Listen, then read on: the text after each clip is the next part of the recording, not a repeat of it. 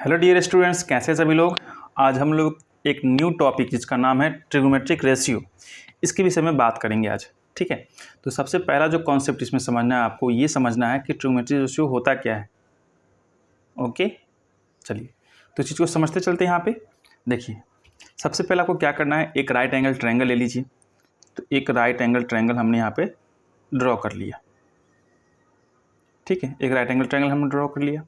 Late मान लेते हैं कि यहाँ पर ट्रायंगल का नाम ABC, 90 डिग्री आपका यहाँ पे फॉर्म हो रहा है।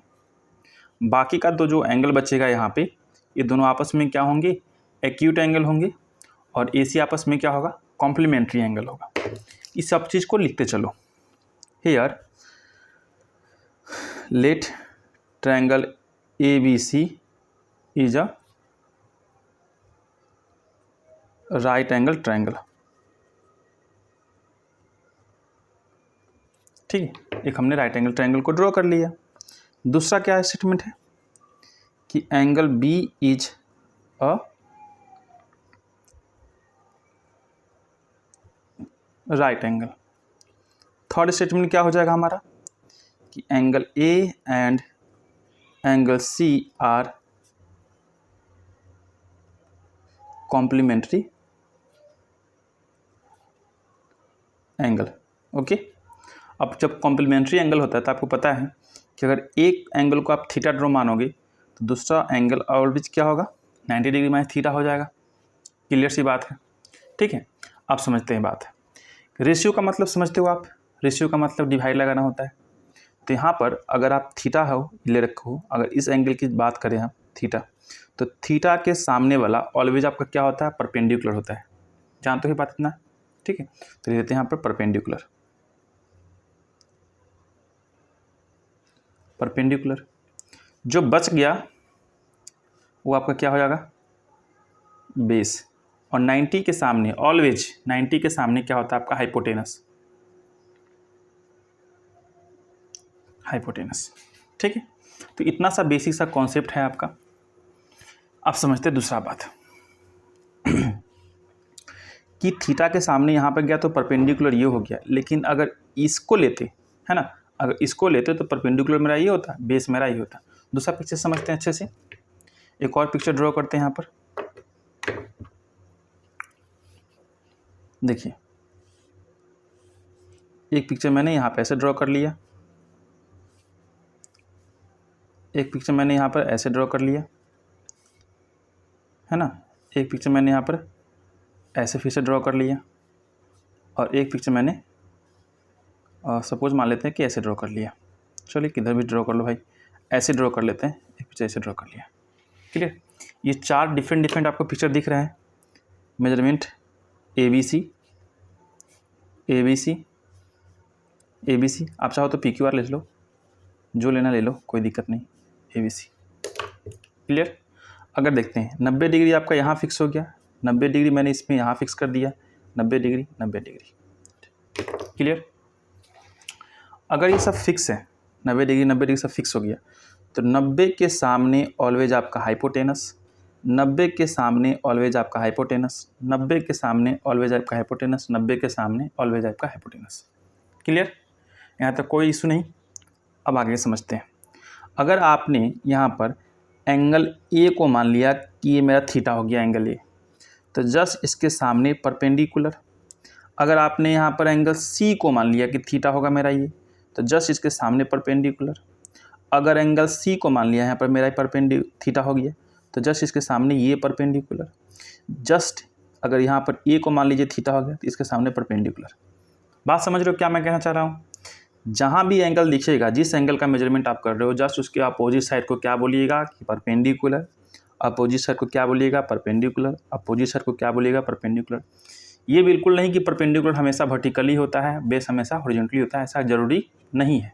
ठीक है, अब जो बच गया, ये एंगल यहाँ पे बच रहा है ना, तो इस एंगल के सामने ये क्या हो जाएगा, हमेशा बेस। यहाँ पे देखिए कौन सा एंगल बच रहा है, ये एंगल बच रहा है, इसके सामने हमेशा बेस। यहाँ पर देखिए ये एंगल बच रहा है, इसके सामने हमेशा ये बेस। यहाँ पर ये एंगल बच रहा है, इसके सामने हमेशा आपका ये बेस चला जाएगा। क्लियर, कोई इशू नहीं इतना तक, कोई दिक्कत होनी भी नहीं चाहिए। सबसे पहले आपको ये समझ में आ जाना चाहिए कि परपेंडिकुलर कौन सा होगा, बेस कौन सा होगा, और हाइपोटेनस कौन सा होगा। अगर इसका आप काम कर लिए तो आगे का कैलकुलेशन करने के लिए बहुत ही आसानी होगा, समझना ज़रूरी है ये चीज़। अब आगे समझते हैं रेशियो, कितने रेशियो होते हैं। तो अगर हम लोग इसमें 3 साइड्स हैं और 3 साइड्स का अगर पॉसिबल रेशियो की बात करें कि कितने तरीके से इसमें हम डिवाइड लगा सकते हैं कि परपेंडिकुलर में बेस से डिवाइड लगाओ, बेस में परपेंडिकुलर से लगाओ, हाइपोटेनस में परपेंडिकुलर से, परपेंडिकुलर में हाइपोटेनस से, बेस में परपेंडिकुलर से, परपेंडिकुलर में बेस से, इस तरह से कितना भी फेरा फेरी कर लीजिए, आगे पीछे कर लीजिए, उससे कोई फ़र्क नहीं पड़ने वाला। पॉसिबल 6 रेशियो ही आपके पास आएंगे। यहाँ पर हम लोग लिख सकते हैं कि there are possible 6 ratios, 6 ratios, ठीक है, ratios among 3 sides.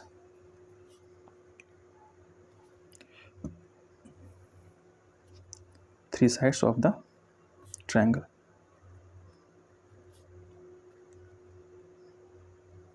Triangle ABC। Clear.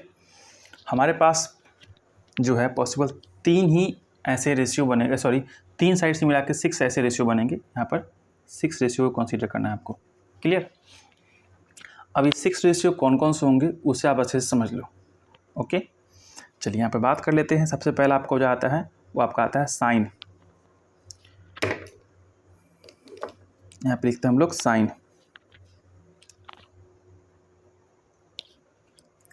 सबसे पहला जो आपका है यहाँ पे साइन, ठीक है, इसका नाम दिया गया है साइन। साइन का मतलब क्या होता है उसे हम लोग जानेंगे, लेकिन पहले साइन कब डिफाइन किया गया है। साइन को जो हम लोग बोलते हैं, आप यहाँ पे कह सकते हो कि अगर परपेंडिकुलर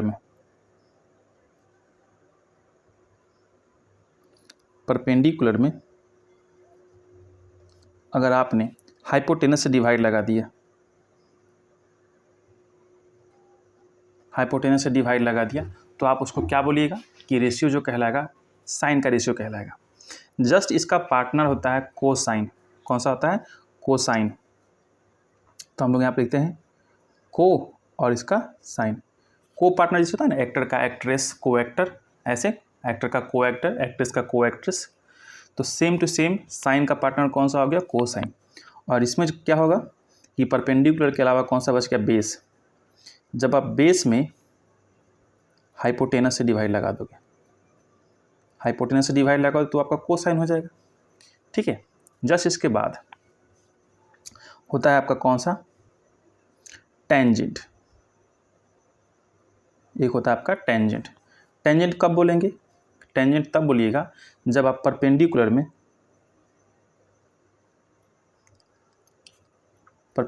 में बेस से डिवाइड लगा दो।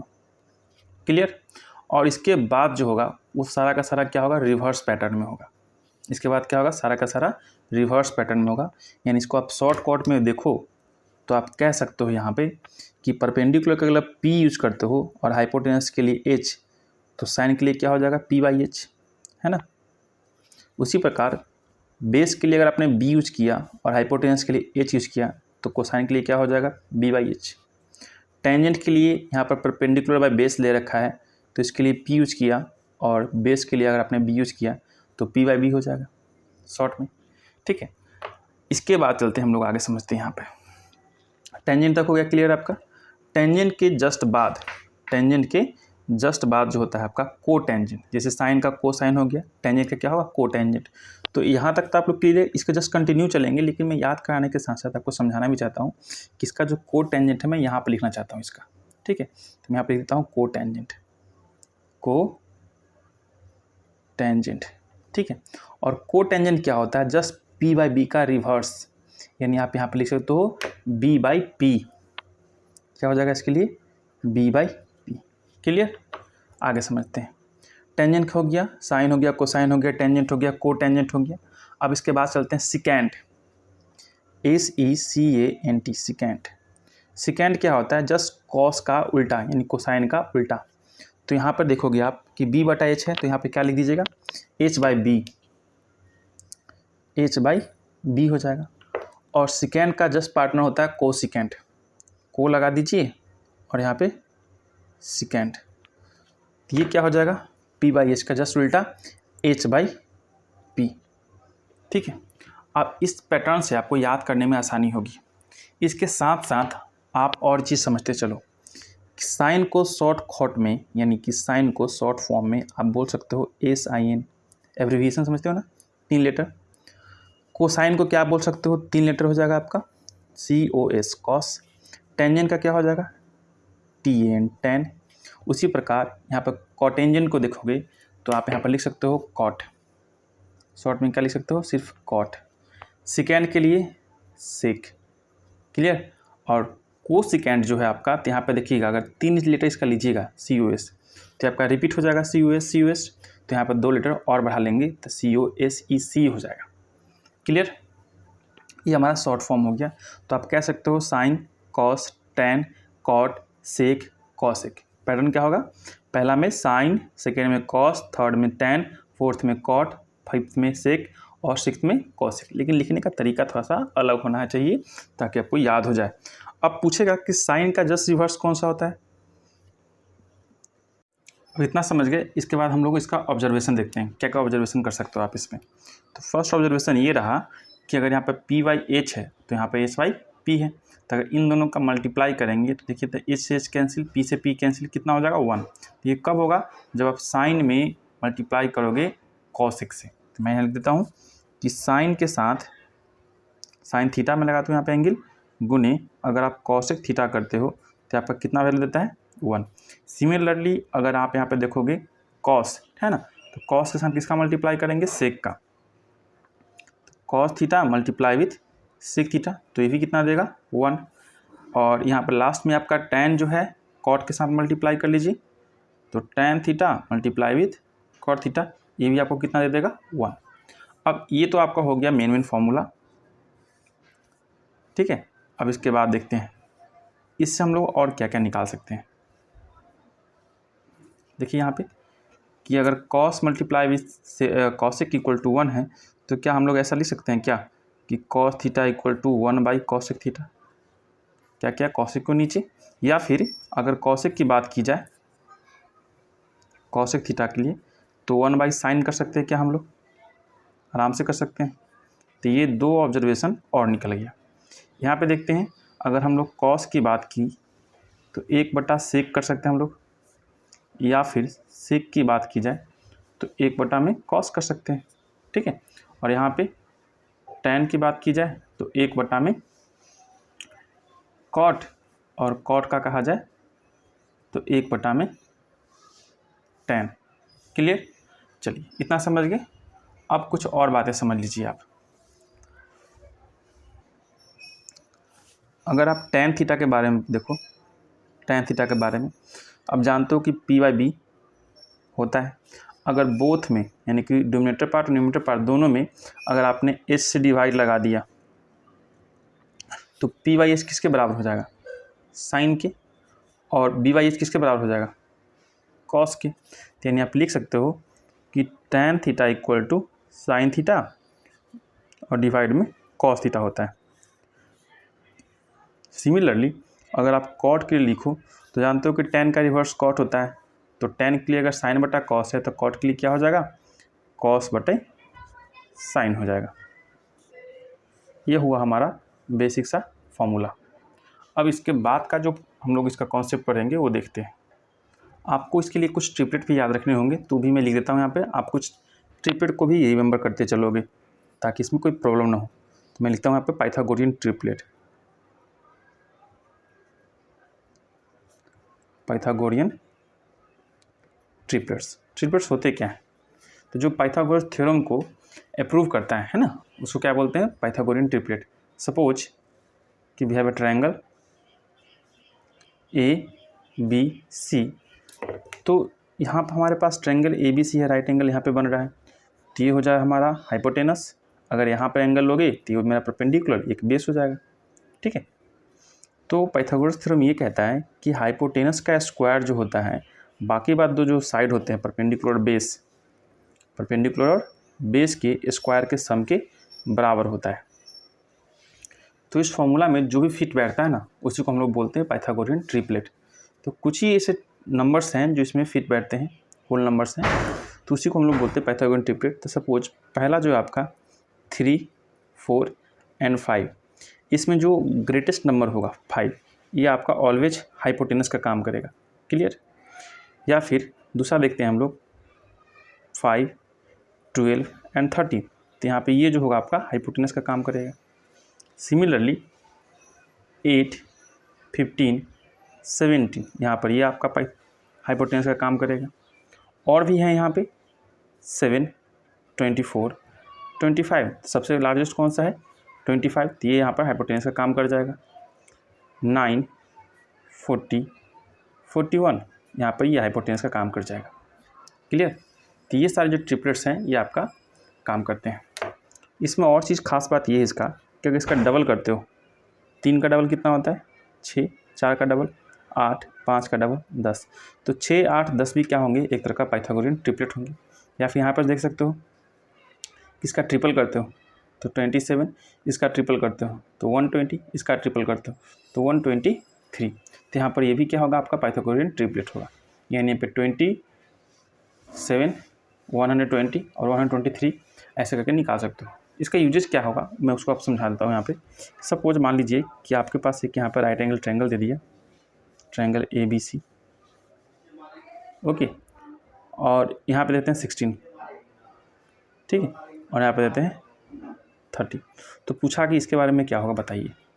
तो आप देखो इसमें कौन सा ट्रिपलेट फॉलो कर रहा है आप गौर करोगे यहाँ पर 8, 15, 17 जो दिख रहा है यहाँ पे, तो यहाँ पे एक्चुअली में ये 8 है, ये आपका 15 है, तो यहाँ पर कितना होना चाहिए 17, क्योंकि 8 का अगर डबल 16 है, 15 का डबल अगर 30 है, तो उसी प्रकार 17 का डबल कितना होना चाहिए यहाँ पर 34, ये 34 हो जाएगा। ठीक है, इससे हम लोग फास्ट कैलकुलेशन कर सकते हैं अगर आपको ये अप्रोच पता हो तो। ठीक है, यहाँ पे देखते हैं अगर मैं लिखता हूँ यहाँ पे 9, लिखता हूँ मैं 40, ठीक है, तो यहाँ पे क्या होगा वो बताओ। तो डायरेक्टली ट्रिपलेट लिखा गया मेरा से, ये क्या हो जाएगा 41, ट्रिपलेट अगर याद हो तो तुरंत मार लोगे।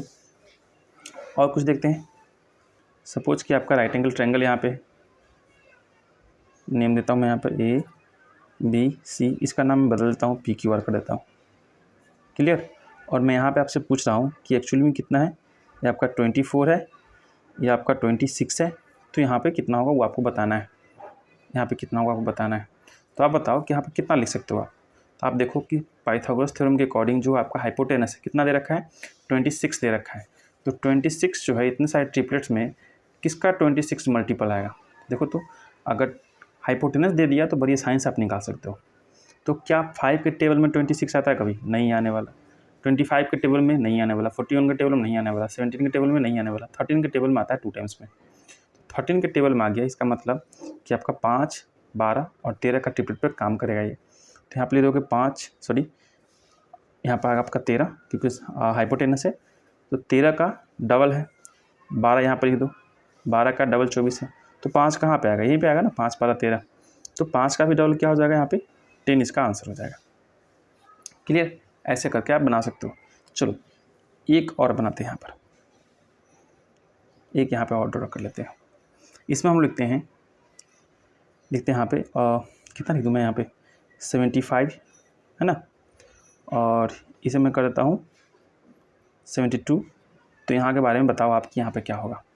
तो आप देखो कि कौन सा ट्रिपलेट इसमें लग रहा है। तो आप कहिएगा कि यहाँ पर जब आपको दे रखा है सबसे लार्जेस्ट 75, तो 75 किसका मल्टीपल है। तो आप कहोगे 7, 24 और 25 के टेबल में आता ही है, ठीक है, 25 के टेबल में आता है। तो 25 अगर यहाँ पे आप होता तो 25 का ट्रिपल है ये, है ना। उसके बाद 24 अगर यहाँ पे होता तो 24 का ट्रिपल है ये। सिमिलरली यहाँ पे 7 होना चाहिए था, लेकिन 7 का ट्रिपल कितना कर दीजिएगा 21 कर दोगे आप, यानी कि यहाँ पे इसका कितना हो जाएगा, इसका 21 हो जाएगा इसका आंसर। ठीक, तो ये सारी चीज़ आप समझ गए होंगे। चलिए नेक्स्ट देखते हैं। अब कुछ ट्रिग्नोमेट्री आइडेंटिटीज़ के बारे में जान लेते हैं, होता क्या है एक्चुअली में। देख लीजिए कुछ यहाँ पर ट्रिग्नोमेट्री आइडेंटिटी।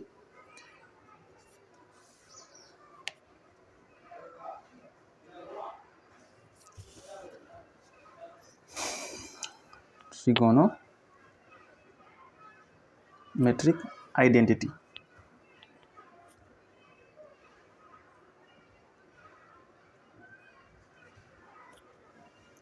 ठीक है, ये चीज़ समझ लीजिए।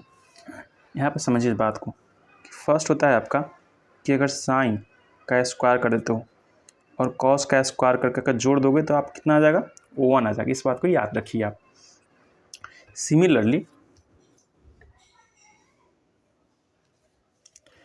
सिमिलरली यहाँ पे कि सेक स्क्वायर थीटा और माइनस का टेन स्क्वायर थीटा का स्क्वायर करके सब्ट्रैक्ट कर लोगे तो भी यहाँ पर 1 हो जाएगा। And last one is cosec square theta minus में cot square theta equal to ये भी 1 होता है। ओके, अब चलिए यहाँ पर आगे समझते हैं। क्या इस वाले पार्ट में आप देखोगे तो अगर सिर्फ आपको साइन के बारे में पूछा जाए कि साइन के बारे में क्या कहना है आपका, तो sine square theta equal to आप लिख सकते हो 1 माइनस में कॉस स्क्वायर थीटा, है कि नहीं। और यहाँ पे अगेन कि सिर्फ कॉस के बारे में पूछा जाए तो cos square theta equal to क्या लिख सकते हो, 1 माइनस में साइन स्क्वायर थीटा, है ना। बट अगर सिर्फ साइन के बारे में चर्चा की जाए आपसे कि सिर्फ साइन के बारे में बताइए क्या है, तो आप कह सकते हो कि 1 माइनस में कॉस स्क्वायर थीटा का रूट लग जाएगा ये पार्ट। क्लियर। सिमिलरली यहाँ पे सिर्फ कॉस के बारे में पूछा जाए आपसे तो क्या कहेंगे, रूट अंडर 1 माइनस में साइन स्क्वायर थीटा। इसी प्रकार यहाँ भी आप लिख सकते हो इसी प्रकार।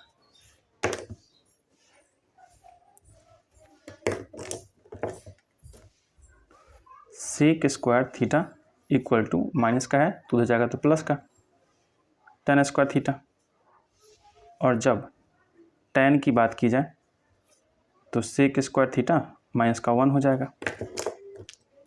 लेकिन सिर्फ सेक के बारे में पूछा जाए आपसे, सिर्फ सेक थीटा के बारे में क्या, तो प्लस का 1 प्लस टेन स्क्वायर थीटा का होल रूट, और यहाँ पे सिर्फ टेन के बारे में पूछा जाए तो सेक स्क्वायर थीटा माइनस का 1 होल रूट। अगेन यहाँ पे देखते हैं कि कॉसेक स्क्वायर थीटा के बारे में पूछा जाए आपसे तो आप कह सकते हो कि 1 प्लस में कॉट स्क्वायर थीटा होता है, ठीक है। एंड कॉट स्क्वायर थीटा के बारे में तो कॉसेक स्क्वायर थीटा माइनस का 1 होता है। सेम एज सिर्फ कॉसेक के बारे में तो रूट अंडर 1 प्लस में कॉट स्क्वायर थीटा, और सिर्फ कॉट के बारे में पूछा जाए तो स्क्वायर जो इधर रूट में चला जाएगा तो कॉसेक स्क्वायर थीटा और माइनस का 1 हो जाएगा। तो ये जो कुछ ट्रिग्नोमेट्री आइडेंटिटी है इसको आप रिमेंबर कर रखोगे।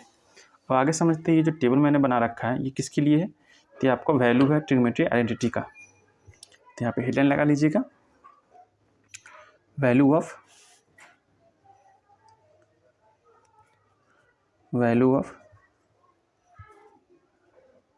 ट्रिगोनोमेट्रिक रेशियो ऑफ, कुछ खास एंगल का होगा इसलिए स्पेसिफिक एंगल, सभी एंगल का नहीं, कुछ खास एंगल का, ठीक है, स्पेसिफिक एंगल। अब यहाँ पर समझते हैं आगे। इसमें लिखेंगे हम लोग टी रेशियो,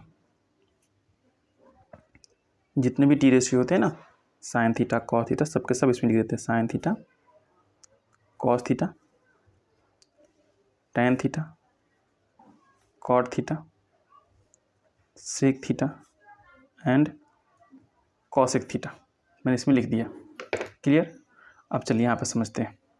एंगल जो है हम लोग इसमें लिख देंगे, तो टी रेशियो में एंगल कौन सा जाएगा, 0 degree, 30 degree, 45 degree, 60 degree and 90 degree. ये सारे के सारे एंगल हमने फिट कर लिए। अब ये पूरा टेबल कैसे भराएगा उसको समझने के लिए एक प्यारा सा कॉन्सेप्ट मैं आपको बताऊंगा, उसे आप याद रखना।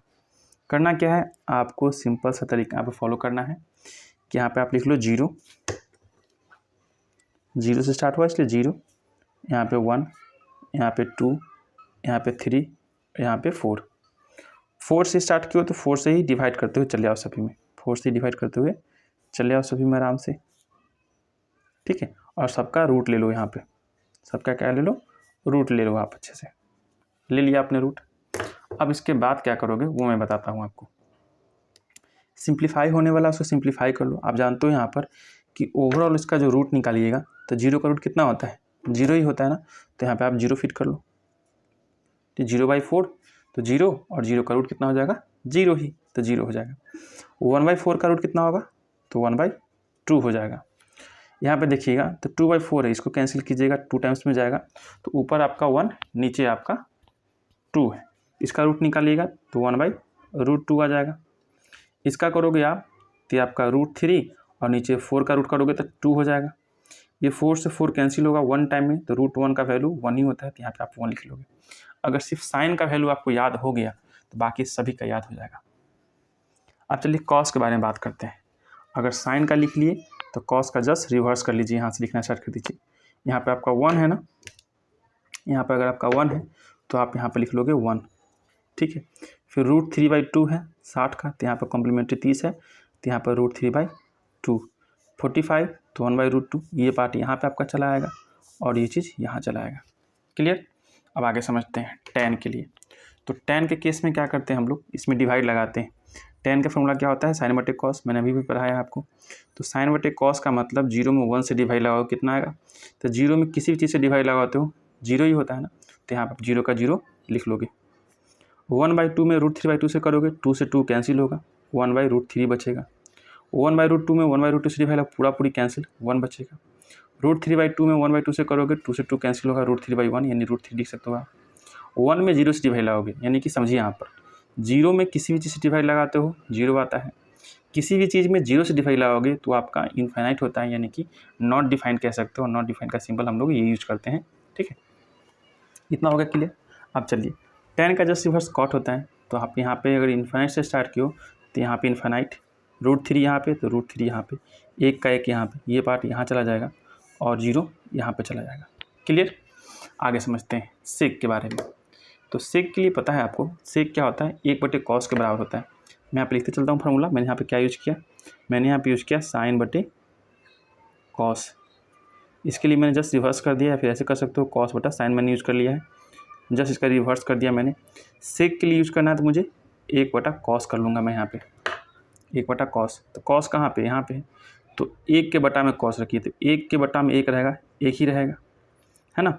और 1/cos रहने का मतलब √3/2 है, तो इसको जस्ट रेसिप्रोकल कर लीजिए, तो 2/√3। 1/√2 है इसका रिवर्स रेसिप्रोकल, सॉरी, √2 हो जाएगा। 1/2 है, 2/1 हो जाएगा। और यहाँ पे देखिए एक्चुअली में 0 है ना, तो 1/0 कीजिएगा, 0 में फिर से डिफाइन लगाने की बात की जा रही है आपको, तो यहाँ पर फिर से आपका नॉट डिफाइंड हो जाएगा। अब यही चीज़ कॉस से क्लिक करिएगा तो रिवर्स पैटर्न में आ जाएगा। नॉट डिफाइंड यहाँ पे 2 आपका यहाँ पे हो जाएगा, √2 यहाँ पे, और 2/√3 यहाँ पे, और 1 आपका लास्ट में चल जाएगा यहाँ पे। क्लियर। तो ये हमारा पूरा का पूरा वैल्यू याद करने का तरीका हो गया, आप इसे याद कर सकते हो। एक चीज़ खास बात इसमें और है कि साइन और कॉस जो है आपस में इक्वल होंगे। इक्वल होंगे कितना डिग्री एंगल पर, तो 45 डिग्री के एंगल पर, आप इसको याद रखोगे। टैन और कॉट भी आपस में क्या होंगे, इक्वल होंगे, कितना डिग्री एंगल पर, तो 45 डिग्री एंगल पर, दिख रहा है आपको 45 डिग्री के टेबल में। सेक और कॉसेक भी आपस में इक्वल होंगे, कितना डिग्री एंगल पर, तो 45 डिग्री के एंगल पर आपस में इक्वल होते हैं, ठीक है। अब चलिए आगे समझते हैं कुछ और बातें। एक लास्ट में आपका बच गया कॉम्प्लीमेंट्री एंगल। तो कॉम्प्लीमेंट्री एंगल यहीं से देख सकते हो कि जो साइन में 0 डिग्री का वैल्यू है, एक्चुअली में कॉस में कितने डिग्री पर है, 90 डिग्री पर। जो साइन में 30 डिग्री का जो वैल्यू है वही कॉस में कितने डिग्री पर है, 60 डिग्री पे, दिख रहा है यहाँ पे, है ना। तो आपस में 30 और 60, 0 और 90 आपस में क्या बनाते हैं, कॉम्प्लीमेंट्री बनाते हैं। यहाँ पर देख सकते हो साइन का 30 डिग्री का, तो कॉस का 60 डिग्री का, आपस में कॉम्प्लीमेंट्री बनाएंगे। तो इस चीज़ को यहाँ पर लिख लेते हैं कॉम्प्लीमेंट्री एंगल। टॉपिक लगा लीजिए यहाँ पर, the trigonometric ratios of complementary angles. मान लेते हैं एक को थीटा एंड दूसरे को 90 डिग्री माइनस थीटा हो जाएगा, है ना। इसको ऐसे समझ लो। यहाँ पे हम पिक्चर ड्रॉ कर लेते हैं इसे। मान लेते ट्रायंगल ए, यहाँ पे लेते हैं बी, और यहाँ पे सी, ये 90 डिग्री। यहाँ पे अगर मानते हो थीटा तो आपका 90 डिग्री माइनस का थीटा हो जाएगा। क्लियर। चलिए कॉम्प्लीमेंट्री में क्या क्या होता है उसे लिख लीजिए ध्यान से कि sine 90 degree minus theta equal to होता है आपका कॉस थीटा। और जस्ट इसके रिवर्स में आप कर सकते हो cos 90 degree minus theta equal to होता है आपका साइन थीटा। सिमिलरली कि tan 90 degree minus theta equal to cot theta, तो cot 90 degree minus theta equal to tan theta. Last में आपका बचेगा सेक का कॉसिक, तो sec 90 degree minus theta equal to cosec theta, तो cosec 90 degree minus theta equal to sec theta. तो इतना basic सा प्रॉपर्टी आपको याद रखना है। आगे के वीडियो में हम लोग क्या करेंगे, इसका न्यूमेरिकल करना स्टार्ट करेंगे। तो फिर मिलते हैं नेक्स्ट वीडियो में। Till then bye bye, see you. जितना वीडियो में टीका था हमने रूल यहाँ पर डिस्कस कर लिया बेसिक सा। जैसे जैसे आगे क्वेश्चन बढ़ेंगे वैसे वैसे फॉर्मूला का भी कतार बढ़ते रहेगा। बाय।